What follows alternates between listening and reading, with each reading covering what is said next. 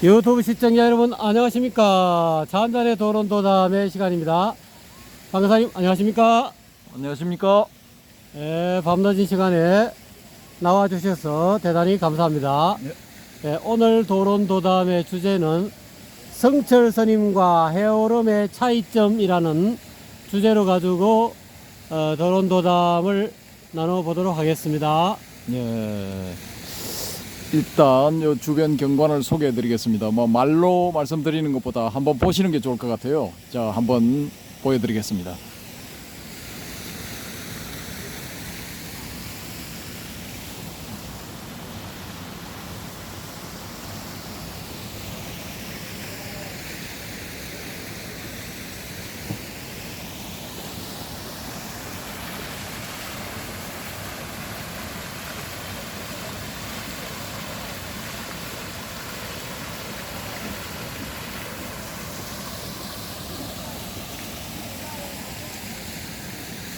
예, 이렇게 해서 한번 보셨고요.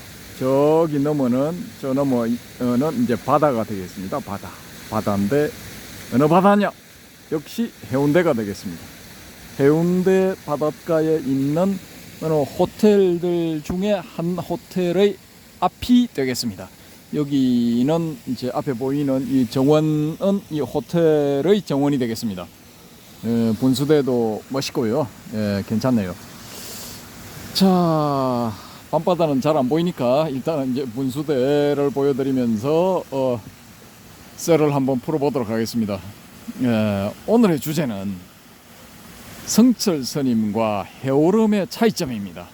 왜 제가 이런 주제를 잡았느냐?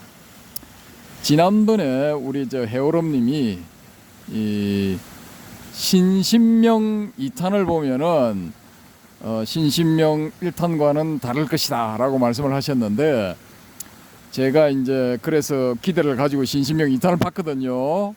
근데 제 입장에서는 똑같아 마찬가지야. 그래서 오늘도 이제 한번 이 해오름님을 이제 이 비평하는 입장인데, 쉽게 말해서 깔려고 한 겁니다. 깔려고 한 건데, 뭐 이렇게 해서 절차 탕마 대기만성이 안 되겠습니까?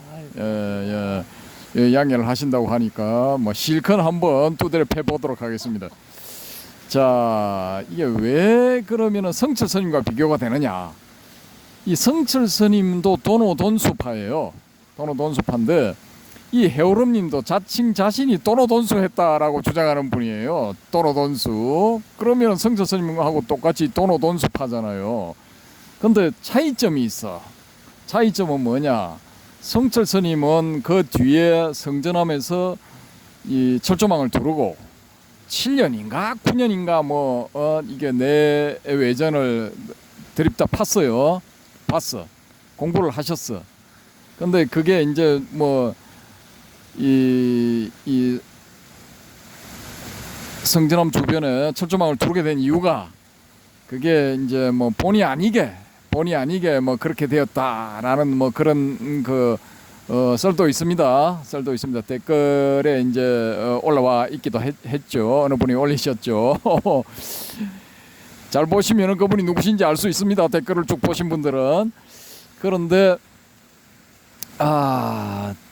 이제 자이든 타이든 간에 그렇게 이제 다른 지역 혹은 다른 절로 가버리실 수도 있는데, 그 성전함에 들어가서 이제 주변에 철조망을 두르고 거기서 이제 이 내외전 공부를 하셨다는 게 제가 보는 견지에서는 아주 이렇게 수행자다운 그런 그 태도거든요. 그래서 저는 그 점에 있어서 A+ 드립니다. 높은 평점 A+를 드리는데,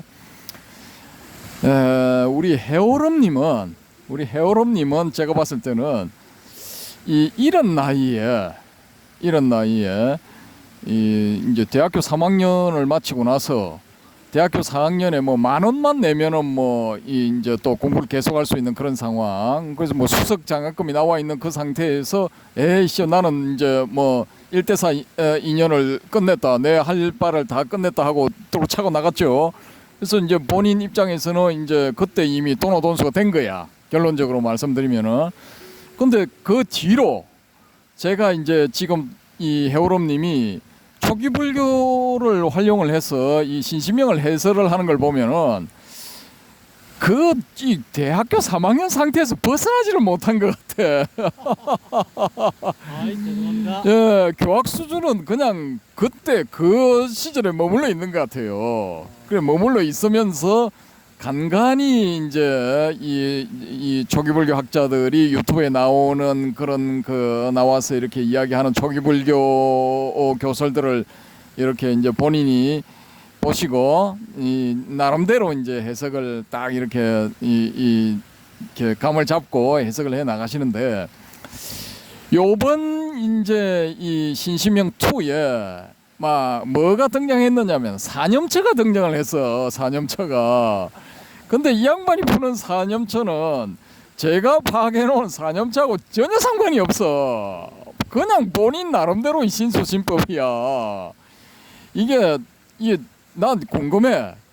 이 해오롬님이 이 과연 대념처경 원어로 사티빠따나 숫다죠. 이 빨리로 이걸 뭐 우리말로 풀이된 게 있거든요.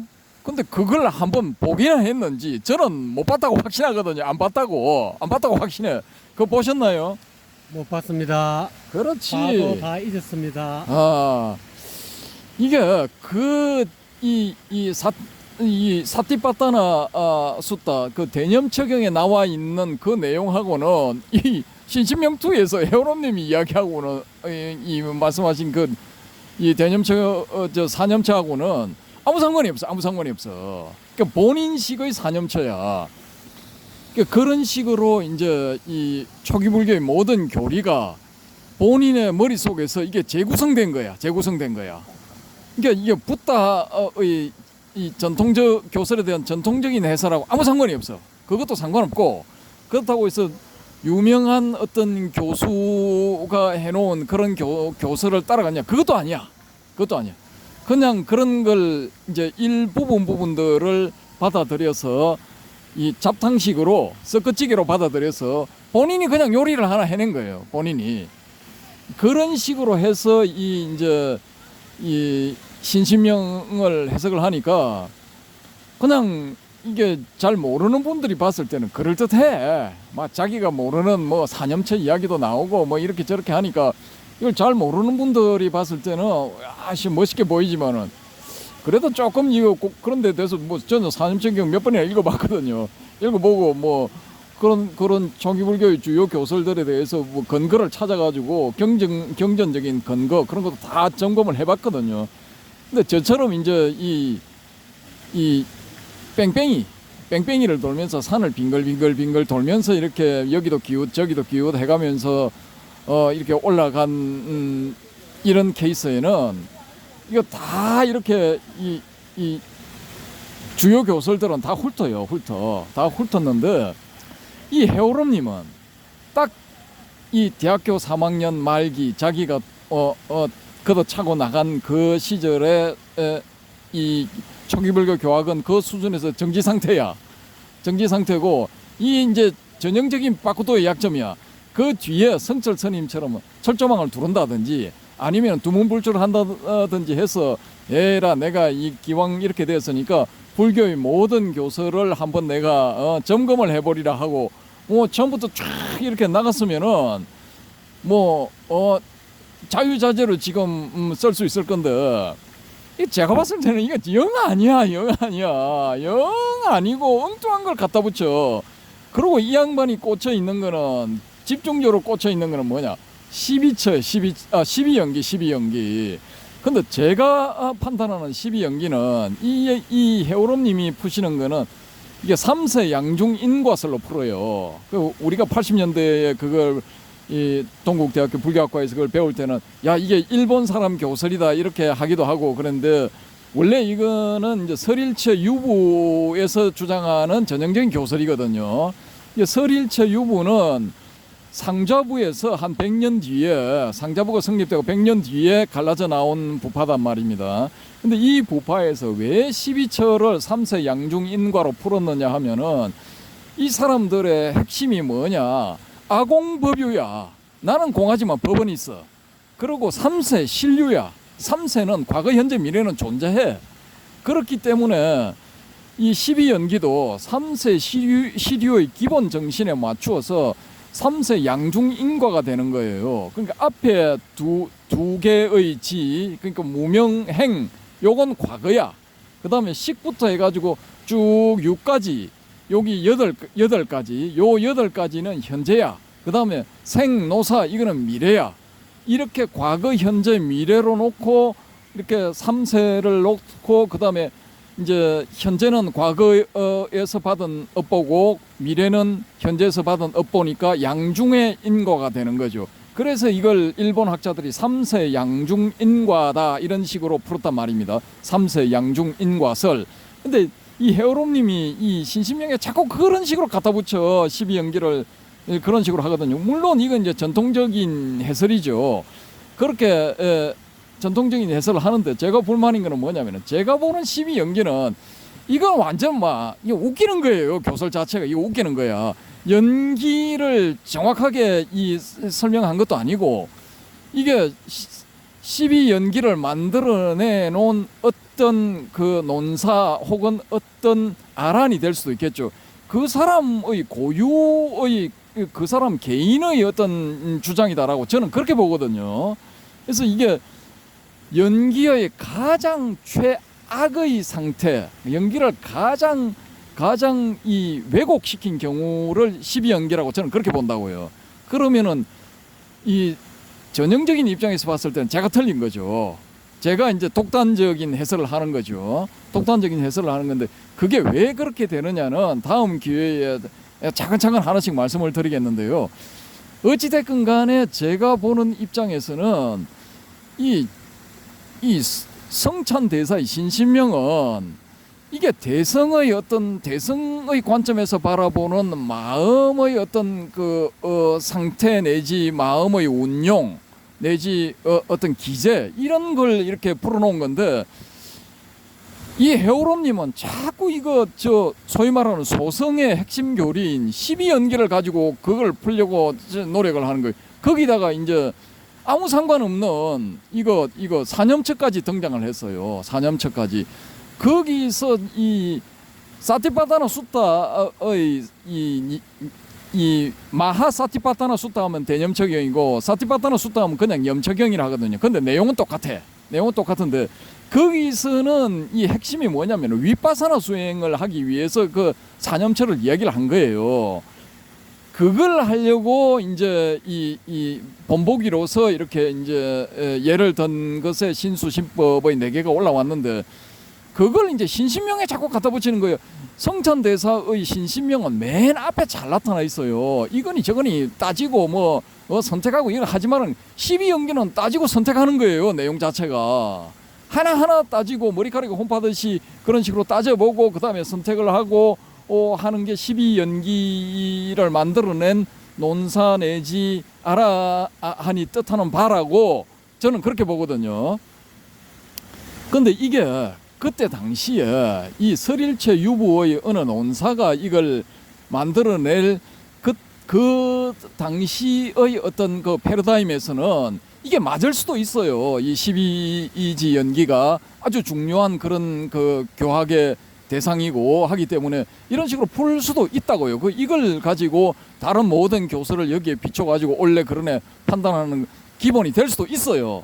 그런데 그로부터 최소한 300~400년에서 많으면 400~500년 혹은 600년까지 지난 다음에 나온 이 성찬대사의 신신명 같은 경우에는 그런 거하고는 아무 상관없어요. 아무 상관없어.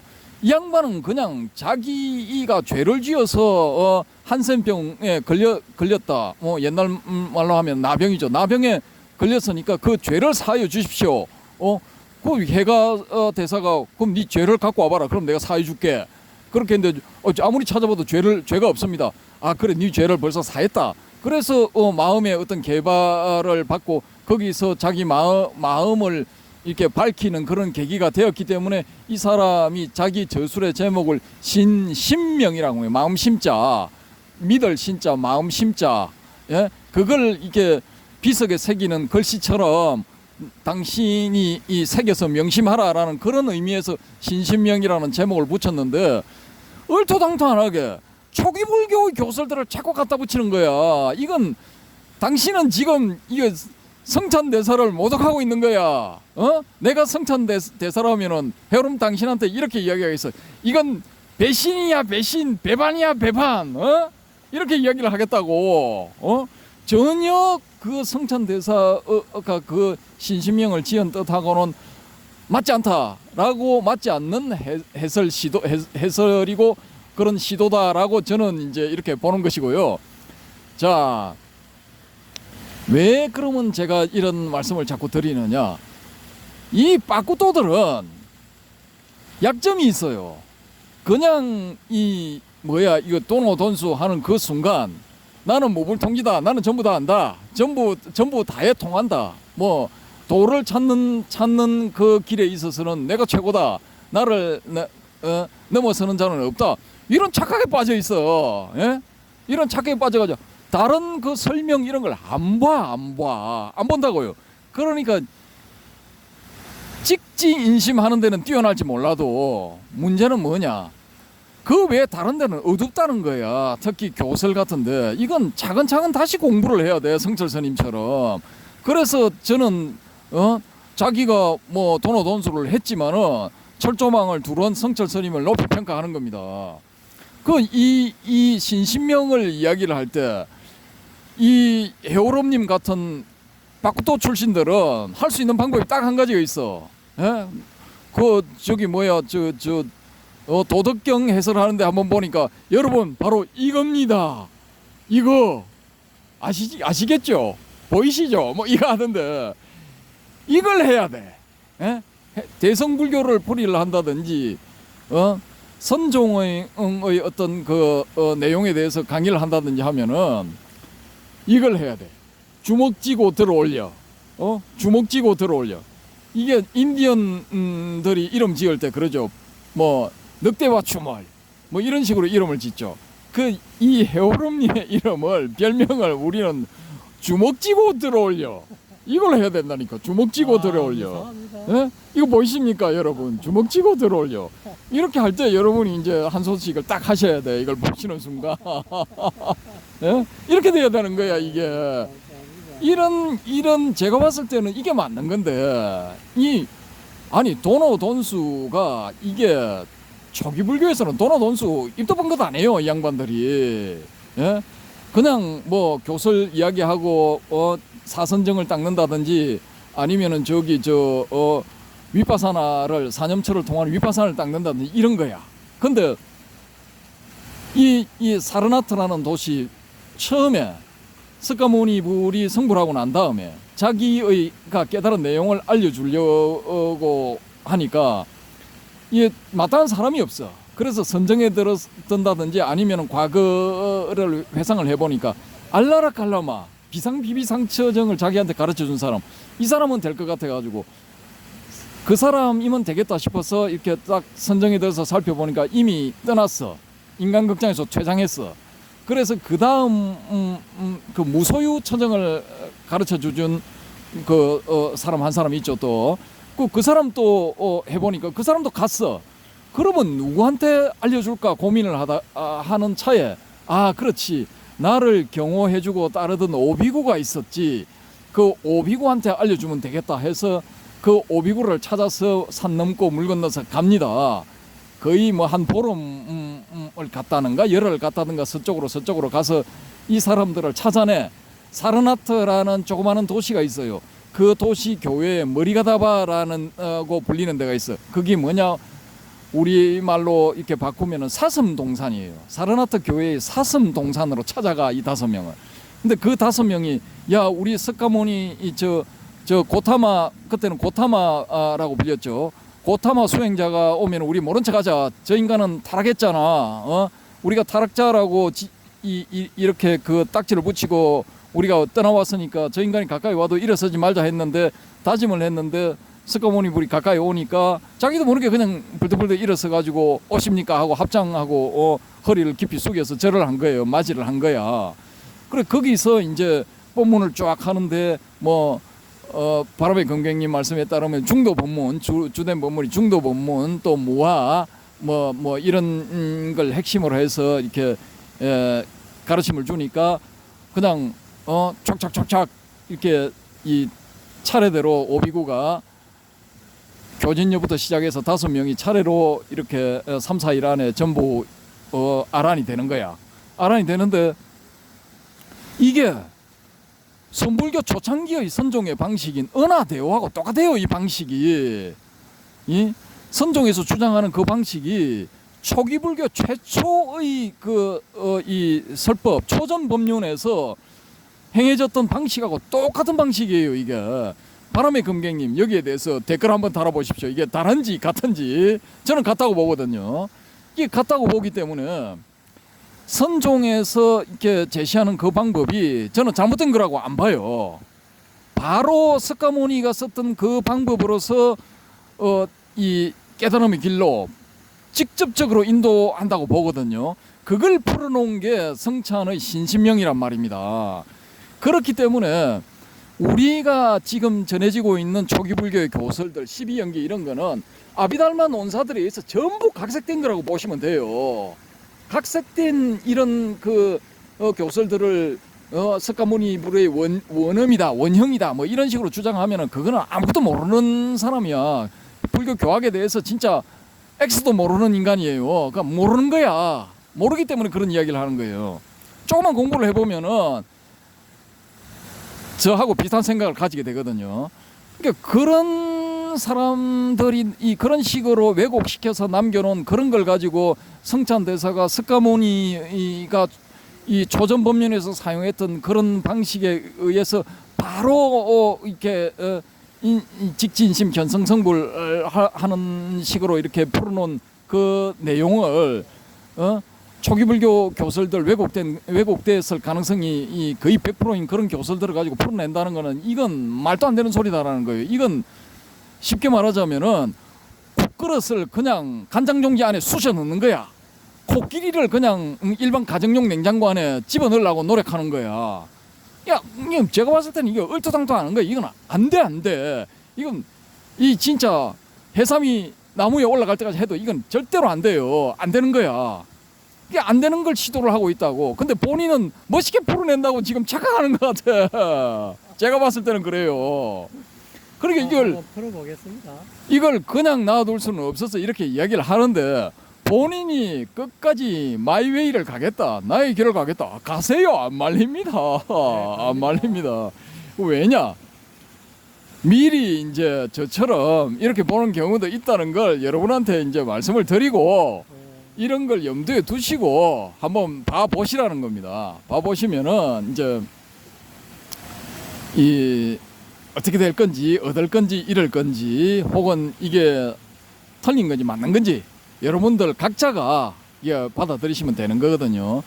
저는 이 방법이 딱 이거야. 유클리드 기하학 가지고 위상수학을 설명하는 거예요. 위상수학은 유클리드 기하학 가지고 100만 년, 1000만 년을 해도 수백억 년을 해도 설명이 안 되는 거예요. 전혀 이건 딴 세상 이야기를 하고 있는 건데 이걸 이 설명을 해보려고 시도를 하는 거하고 똑같거든요.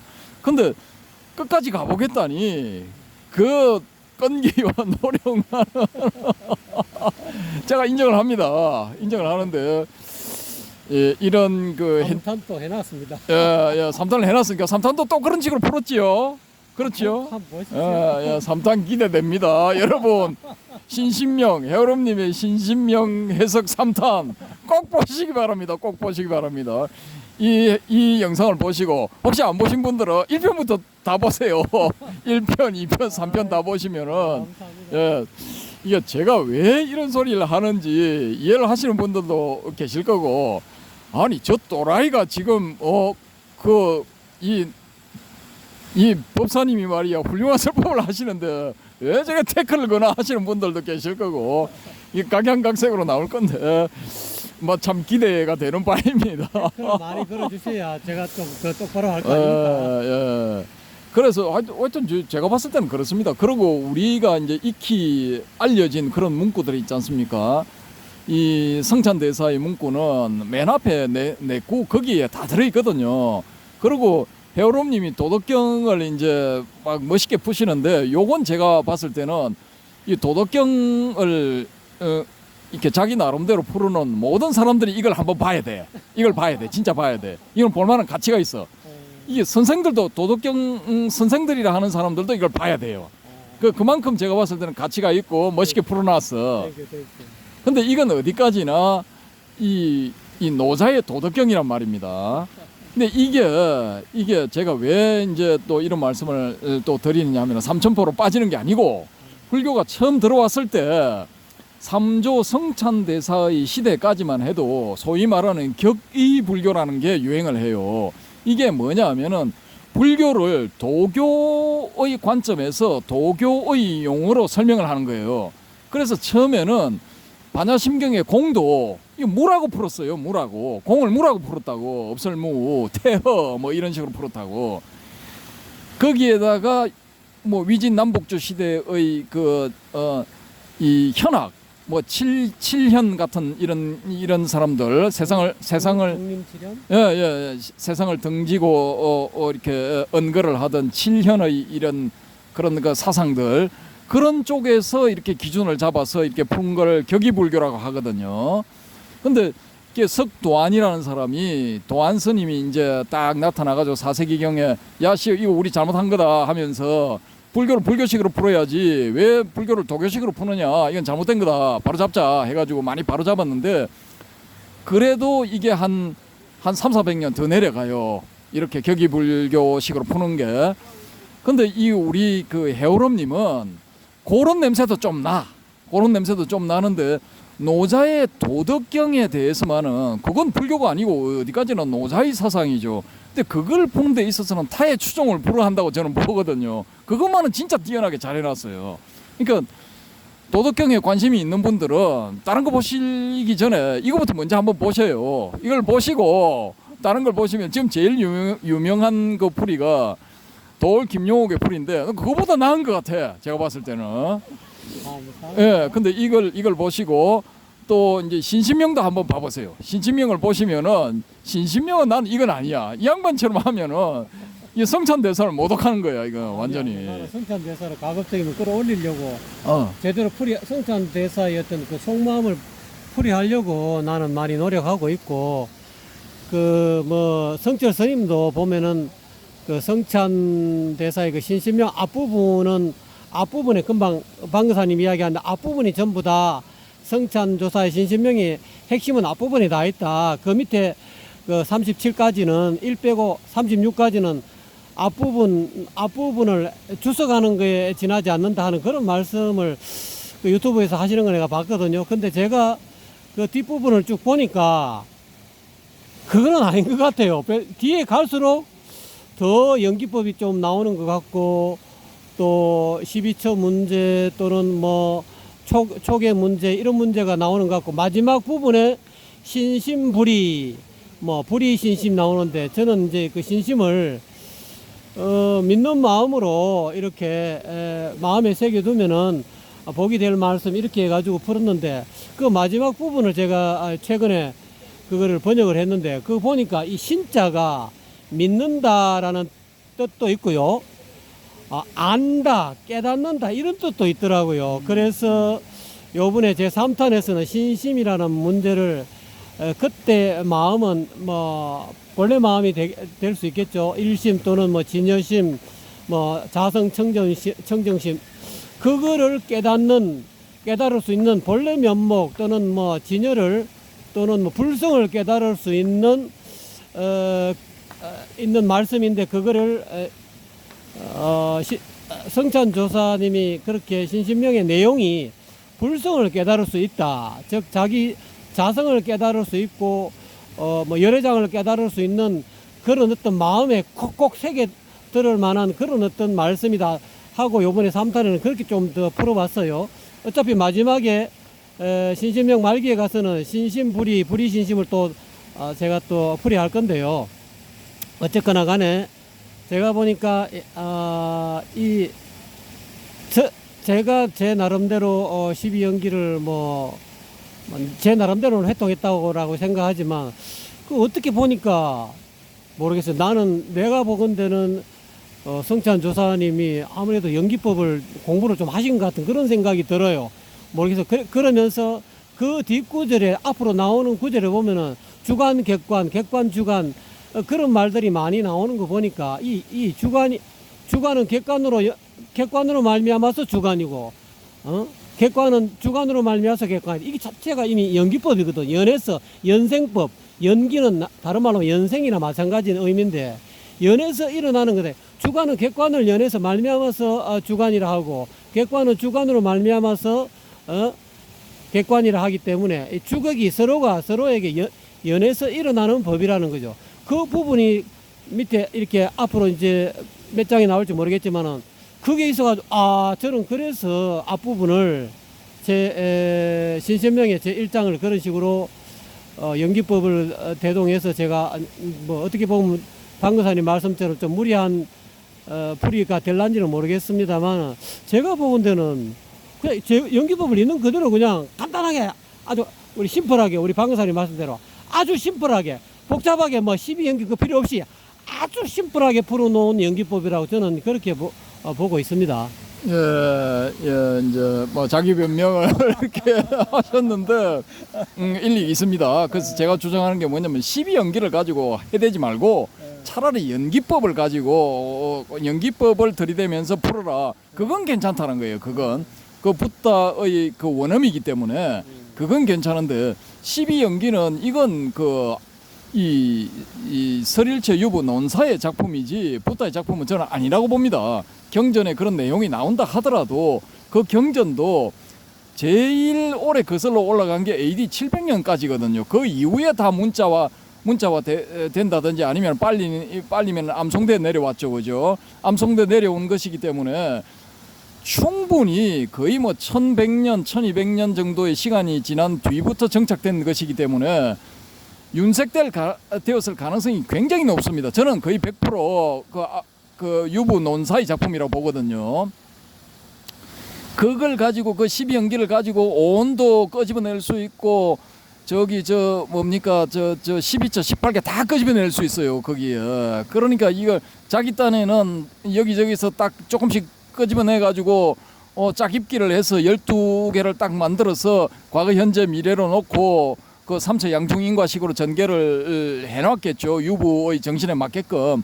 근데 지금 사람들은 그거 비판적인 검토도 없이 그냥 막 써대요. 막 써대. 그러니까 이게 좀 그런 내용들을 아는 사람들이 봤을 때는 이 써도 제대로 뭐 쓰면은 뭐 이렇게 태클 안 걸 텐데 대성의 핵심 내용을 풀이를 하는데 그걸 가지고 갖다 대면은 이건 말이 안 된다는 겁니다. 그 도덕경 같은 경우도 저는 어떻게 보느냐 하면은 성철 스님이 이제 신신명도 사구에 딱 압축되어 있기 때문에 뒤는 이제 이 사구에 대한 부연 설명이다 이런 식으로 말씀을 하신 것 같은데 저도 도덕경의 맨 앞부분에 도가도 비상도 명가명 비상명 요걸 핵심으로 딱 보거든요. 근데 이게 이제 일반적인 풀이는 도가도 비상도 도를 도라고 하면은 항상한 도가 아니고 명가명 비상명 명을 명이라고 하면은 항상한 명이 아니다 이런 식으로 푸는데 저는 그거보다는 도가도 비상도 할 때 도는 도다 이거예요. 도는 도인데 비상도 항상 언제나 도는 도 상태로 있는 건 아니다라는 거죠. 역동적으로 움직인다라는 거죠. 움직이고 명도 명이긴 한데 이게 명 상태로 그대로 있는 게 아니고 비상명, 상명, 언제나 명으로 있는 건 비 아니다라는 거예요. 이것도 역동적으로 움직인다는 거죠. 그러니까 도는 보이지 않는 본질적인 측면이고 명은 보이는 우리가 감지할 수 있는 현상적인 측면이다라는 거죠.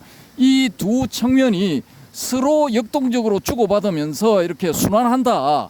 이런 개념을 이렇게 말해 놓은 게 도가도 비상도, 다오 거다오 페이창다오, 민커민 페이창민. 예, 요걸 이제 노자가 이야기를 했다라고 이제 보는 겁니다. 거기에 대한 부연 설명이 주저리 나와 있다라고 보는 것이 이제 제 관점이거든요. 그래서 의미가 있습니다. 예, 그 뒤의 부연 설명들 중에 그 좀 특별하고 특수하고 도움이 될 만한 것들도 있겠죠. 워낙에 기니까.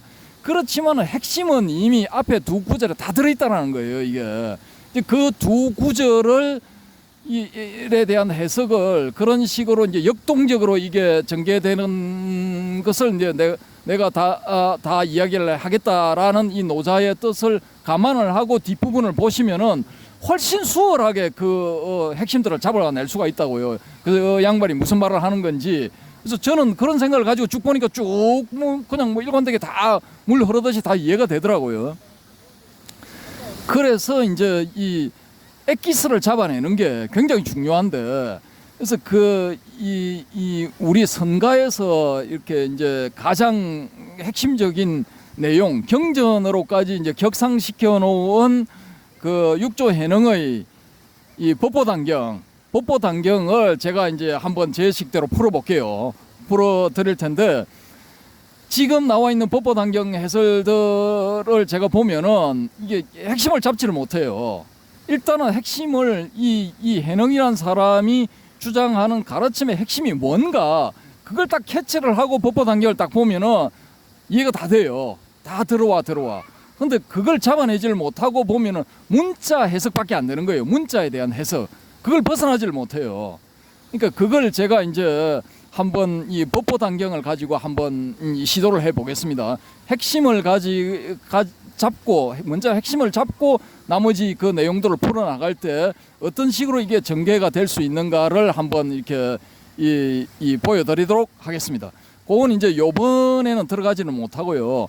그 다음 보름 뒤에 다시 지금은 이제 오늘 요번에는 6꼭지를 찍을 건데 지금 이제 두 번째 꼭지인데 네 꼭지를 이제 내일을 더 찍을 겁니다. 더 찍을 건데 다 이제 다른 내용들입니다. 다음 이제 세 번째는 이 고구려 출신으로서 중국에 들어가서 이 삼론학을 정립한 성랑 스님에 대해서 좀 말씀을 드릴 거거든요.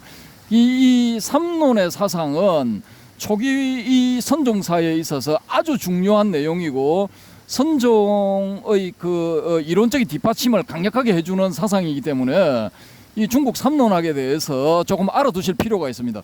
거기에 우리 그 고구려 출신의 성랑 스님이 핵심적인 그 역할을 하셨다라는 이 점을 이제 좀 우리가 이 새겨 볼 필요가 있거든요. 그래서 중국 삼론종이라 해서 막 그냥 이 고대 중국에서 일어났던 그런 학문, 잠깐 일어났다가 한 100~200년 뒤에 사라졌던 그런 학문 이렇게 보시면 안 되고요.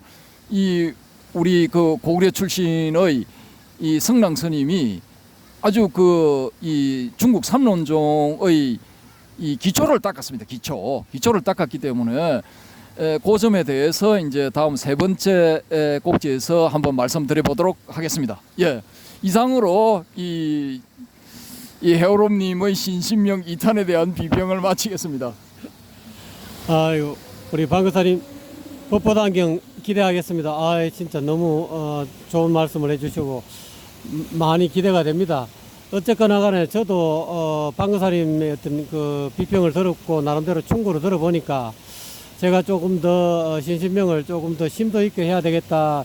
저는 그냥 가볍게 하려고 마음을 먹고 있었는데 자꾸 이렇게 비평이 들어오고 이렇게 뭔가 조금 가슴에 확 와닿지 않는다 하는 그런 어떤 뉘앙스를 제가 받아서 저는 마음속으로 이미 다 이렇게 정리가 됐는데 제가 표현하는 말 주변이 좀 없습니다. 그리고 시간이 저는 30분에서 40분 안에 전부 다 끝장을 낼라 하다 보니까 말들이 굉장히 삭제가 되고 또 일일이 하나를 끄집어내면은 그게 지금 신신명 나와 있는 그 두 구절도 그 40분 안에 다 못 하거든요. 그래서 가급적이면 간단하게 핵심적으로만 끄집어내려고 하는데 어쨌거나 간에 제가 보는 관점은 굉장히 성찬 스님은 연기법에 대해서 이미 달통하신 양반이다. 그런데 이제 그게 12지 연기하고는 우리 방금사님은 차라리 연기법을 이야기할 것이지 12지 연기를 이야기하지 말라고 이렇게 말씀하시는데 제가 보니까 과거의 논사들도 연기법을 깨달았는데 이걸 조금 더 확실하게 이게 완벽하게 표현할 길이 없는가라고 연구를 많이 하신 것 같아요. 그러다 보니까 유긴 문제도 나오고 그다음에 총 문제도 나오고 어쨌든 연기법은 오온이 어떻게 형성되는가, 오온이 실제적인 어떤 존재가 없이 텅 비어 있는 오온 계공, 텅 비어 있는 존재인데 이거를 중생들이 색수상 형식을 또 외부에 또는 자아와 세계가 실제적으로 존재한다는 어떤 그런 어떤 착각에 빠져 있기 때문에 그 착각에 빠지는 그 경로를 12가지 12지를 끄집어내 가지고 상세하게 설명한 거라고 나는 보거든요. 근데 이거를 굳이 12지를 다 동원 안 해도 뭐 한 6지나 7지, 8지 정도 해도 설명할 수 있을 것 같은데 그래도 뭐 그 양반들은 삼세 양중으로 해갖고 완벽한 어떤 스토리텔링을 하려고 연결해 놓은 같은 그런 느낌이거든요. 그래서 어쨌거나 간에 뭐 초기의 문제도 있고 또 여러 가지 문제도 있기 때문에 신신명 뒷부분에 가서 제가 나름대로 설명을 할 건데 뭐 좀 부족하더라도 많은 시청 부탁드리고요. 방사님. 예, 이제 뭐 기대가 됩니다. 이제 방향을 이제 슬슬 잡아가는 것 같으니까 기대가 되는데 제가 이제 이 카메라를 넘겨받은 건 뭐냐 하면은 요 12지 연기가 그런 식으로 자세하게 풀어서 알려주기 위해서 이제 이렇게 논사들이 만들어냈다. 한 명 내지 뭐 여러 명이 이걸 창작해냈다라고 이렇게 말씀을 하신 것 같은데 근데 제가 여기서 한 가지 말씀을 드릴 거는 뭐냐 하면은 이런 식으로 자세하고 상세하게 머리카락 홈파듯이 되어 있는 이 교설들이 우리가 그 정보를 다 가지고 있어요 지금. 예? 4대 니까야에 대해서 이 번역되어 있는 한글 번역되어 있는 걸 다 가지고 있다고요 우리가. 그 법구경도 완벽하게 번역되어 있는 걸 가지고 있다고요. 근데 문제는 뭐냐? 이렇게 완벽한 정보를 가지고 있는데 왜 그러면은 그때 당시 이런 걸 내놨던 사람들처럼 아란이 못 되느냐 이거예요. 이 정보를 딱 받으면 아란이 돼야 되잖아. 왜 못 받는데? 왜 못 되는데? 네, 방금사님의 말씀 일리가 있습니다. 왜 그러냐면은 이게 서가모니 저 개인적인 내피셜 레이저는 제 개인적인 생각입니다. 서가모니 부처님은 실질적으로는 교회 별전을 이야기하고 싶었어요. 직지인심 그 선불교에서 이야기하고 있는 직지인심 견성수무라는 이 핵심을 이야기하고 싶은데 이걸 한꺼번에 바로 이야기하면은 못 알아듣는다 이 말이야. 못 알아듣기 때문에 뭐 암시, 화암시, 법화시 해가지고 여러 가지 이 교서를 끄집어내 갖고 이야기한 건데, 근데 이제 그 선불교에서 보면은 오전에도 이렇게 방사님 이야기했습니다만은 서가모니 부처님 이후에 가서 마하란 상나와서 우바구타 제다가 미차가 이 바수물 이런 식으로 해가지고 28대 달마가하고 달마가 중국에서 초조, 신광, 승전, 노신, 홍인, 해능, 뭐 백조, 마주 이렇게 나오는데 이런 도통 계복 내지 전등록 계보를 보면은 뭔가 이렇게 교설 이외에 따로 어떤 교외에 부처님이 이 교리 이외에 따로 전하는 뭔가 교회 별전이 있었다. 그것이 이제 선종에서 이야기하는 직지인심이다. 또는 뭐 정법안장이다. 뭐 실상무상이다. 이런 걸 이야기하는데 이것을 현대 초기불교 학자들 내지는 교수들이 이걸 모르는 거야. 직지인심 이걸 모르는 거야. 그걸 모르고 그냥 껍딱만 가지고 이야기하다 보니 계속 논리적으로 나름대로 전정사유하지만은 서가모니 부처님은 이미 교회 별전을 알고 이심전심의 어떤 정법안장을 아는 상황에서 12연기가 완전 자기 것이 된 거야. 자기 것이 돼서 풀어먹였는데 그 하나 쉽게 말하자면은 찜고 찐빵에 안고는 딱 빼버리고 겉으로 이렇게 설명을 하다 보니까 그 이후에 사람들이 직지인심 어떤 실질적으로 그 핵심되는 그런 교회 별전은 모르고 계속 그 교수를 가지고 따지다 보니까 문자 노름하다 보니까 이 양반들이 연기법을 환하게 깨달고 있어도 뭐 모든 게 다 나와 있어도 자기 헷달이 안 내는 거야. 제가 보건대는 그렇습니다. 그래서 뭔가 자기 나름대로의 어떤 그런 그 석가모니의 어떤 그 전등 그 핵심 사상 또는 교회 별전 직진심하는 이거를 현대 어떤 교수들이라든지 뭐 초기불교 하는 양반들이 직접 전수 받았으면은 제대로 설명할 수 있겠죠. 또 그거로 인해 가지고 그야말로 뭐 아란이 나오든지 뭐 보살이 나오든지 뭐가 부다가 나오든지 나와야 되는데 그걸 빼놓고 그냥 계속 연기 교설을 갖고 이야기하다 보니까 말은 그렇듯한데 도대체 저것이 핵심이 뭐야? 저도 한 번씩 이렇게 들어보면 뭔가 봐서 현재 초기불교 하시는 뭐 교수님들이나 뭐 또는 스님네들이나 이렇게 하는 걸 들어보면 뭔가 빠져 있는 것 같단 말이에요. 그 뭔가 말을 하는데 자기네들도 뭔가 이렇게 말은 하지만은 마음이 시원찮은 거야. 그러니까 뭔가 이렇게 딱 깨놓고 딱 드러내지 못하는 뭔가 있는 것 같아요. 그래서 저는 그것을 조금씩 이렇게 이야기를 좀 섞어서 또는 노자의 사상도 좀 잡아놓고 이것저것 짬뽕식으로 이렇게 잡아 넣어가지고 그 선불교에서 이야기하고 있는 그 직지인심, 그 불의법문, 또 정법한장 이 또 핵심 안고 쉽게 말하면 우리가 병이 났으려 하면은 약방문 갖고는 아무 소용 없잖아요. 약이 있어야 되는데 지금 초기 불교하는 양반은 약방문 어떻게 복용하시오. 아침에 뭐 2알 먹고 3알 먹고 뭐 이렇게 해가지고 밥 먹고 19에 30분 먹어라. 이거는 바삭하게 알지만 약이 없다 이 말. 약이 교회 별절이 없다 이 말이요. 예. 그런 어떤 약점이 있는 것 같아요. 예, 나름대로 피를 토하는 이 설법이었는데, 근데 제가 보기에는 이 양반이 신신명이라는 좋은 약을 해설을 하는데 약방문을 자꾸 갖다 붙여 12연기라는 약방문을. 근데 이게 제가 봤을 때는 12연기는 연기를 이해하는데 연기의 정확한 의미를 느끼고 깨닫고 하는데 방해물로 작용하는 거지 이게 절대로 이게 도우미 역할을 하는 게 아닙니다. 여러분 잘 아셔야 돼요. 12연기는 연기의 이법을 깨닫는데 걸림돌로 작용하지 도우미가 절대 아닙니다. 요걸 제가 다음번에 충분히 풀어서 설명을 드리도록 하겠습니다. 네, 그 말씀은 이제 이 약을 모르는 사람한테는 이 말씀이 맞습니다. 근데 약을 아는 양반들은 연기법이 그냥 한눈에 들어오거든요. 저는 그래서 그래. 약을 모르는 현재 초기 불교 양반들은 이 방금사리 말씀은 진짜 마음 깊이 새기시고 오히려 뭐 총명이 총명을 거르친다고 식자우환이 될 가능성이 많고 그 교리로 인해 가지고 더 교리에 얽혀 가지고 못 빠져나오고 해탈이 못 되고 심해탈도 안 되고 해탈도 안 되고 그냥 겉으로 그냥 머릿속으로는 다 해탈됐지만은 이제 그럴 수가 있으니까 방금사님 하신 말씀은 충분히 제가 이해가 가고요. 저도 저 나름대로 제가 본 견지를 이야기합니다만은 제가 워낙 이게 둥기라서 우리 방금사님처럼 이게 예리한 샤프한 그런 어떤 한마디 들으면 그냥 금방 그냥 한마디 들으면 10마디를 알아야 되는데 저는 한마디 들으면 한마디 겨우 알아들을 가는 둥기입니다. 둥기이기 때문에 여러분 많이 이해하시고요. 방금사님 오늘 너무 충고 말씀 또 이렇게 그런 어떤 중심 어린 말씀을 해주셔서 너무 감사드립니다. 오늘 방사님 너무 감사합니다. 감사합니다. 아이고 시청해주신 유튜브 시청자 여러분 대단히 감사드립니다.